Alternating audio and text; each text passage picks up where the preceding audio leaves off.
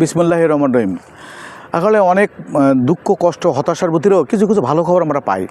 যেমন তারেক রহমান দেশে ফিরবেন ডিসেম্বরের ভিতরেই।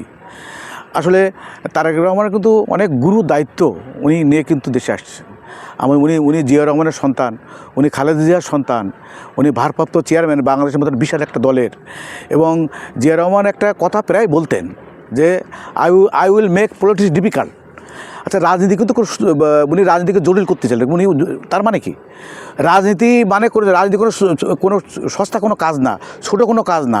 রাজনীতি একটা জটিল, এবং যে ইচ্ছা করলে সে রাজনীতি করা যায় না। রাজনীতিতে দরকার সততা, রাজনীতি দরকার নৈতিকতা, রাজনীতি দরকার দেশপ্রেম। সেটা ছিল জিয়া রহমান, ছিল বেগম খালেদা জিয়ার। এমন আশা করব, জনগণ আশা করছে আমাদের তারেক রহমানও উনি ওনাদের সন্তান হিসেবে উনি এই গুণগুলো দেখাবে এবং বাংলাদেশ একটা ভালো পর্যায়ে যাবে উনি যদি নির্বাচিত হন। আমরা আশা করব সবাই মিলে সুন্দর নির্বাচন হোক, যে ক্ষমতায় যাক, কিন্তু আমাদের দেশের উন্নতি চাই। আমরা ভালো চাই, আমাদের আইন শৃঙ্খলা ভালো হোক, আমরা ভালো থাকতে চাই, জনগণ ভালো থাকতে চাই।